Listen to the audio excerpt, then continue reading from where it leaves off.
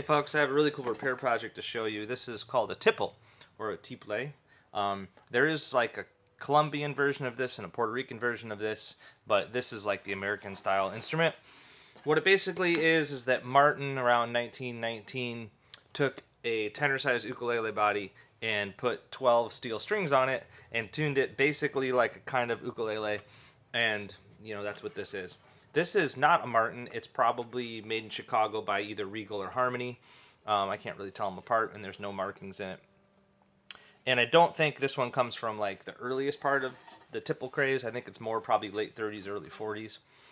Just because of the binding and the way it's decorated, it feels a little later to me, not the early ones.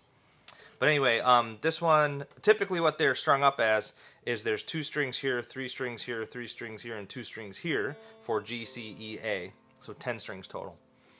I prefer them with just 8 strings. So I have it set up in octaves. We've got high and low G, high and low C, same with E, and same with A. I really like how they sound. It's kind of like a little bit 12-string guitar, a little bit ukulele, a little bit mandolin. It's a big thundering ukulele beast. So yeah, this was in my box of Broken Dreams, and Dale asked if I had a Tiple and if I could put this together, and so I went for it. The biggest job is that the neck was the dovetail joint in the neck had failed and it had fallen out. So I had to rebuild this joint and re-glue it, and I used hot hide glue and everything. And then once that was done, I had to like redo how all the fretboard works, get all that re-glued, refretted, the whole thing. And then the other main issue is that the bridge had just a single piece of fret wire as a saddle. And with the thin string, thick string, thin string, thick string, it doesn't play in tune when you do that. Also, the saddle needed to be moved this way for compensation. So to do that, I had to cut the bridge, inlay a bone saddle, and another piece of ebony to hold it all in place. And then I compensated the bone saddle so that the thin and thick strings get different string lengths. And then I set the action really nice and low. And that's as close as I can get it for playing in tune.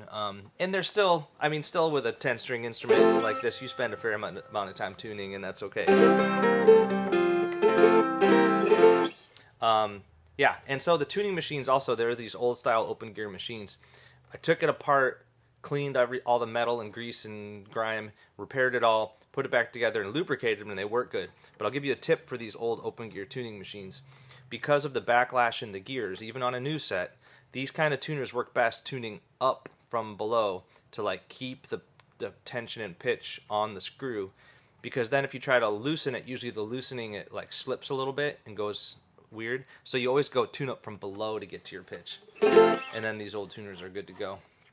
So the whole thing, the top is spruce. Everything else is either poplar or birch that's been stained to look like a hardwood, even the fretboard. And that's pretty common for this time period. I also put side dots on.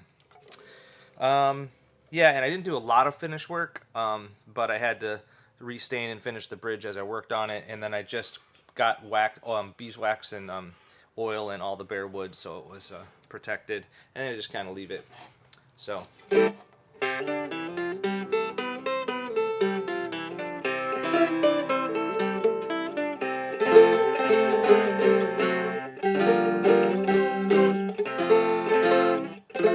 Yeah.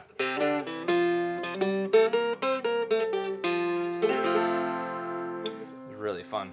So yeah, this instrument is for Dale, and oh, he asked for a pickup in it too. It sounds really cool through my little amp. So yeah, we saved another one. I don't have a lot of time this year for this kind of project, but it felt good to get this one going. Cheers.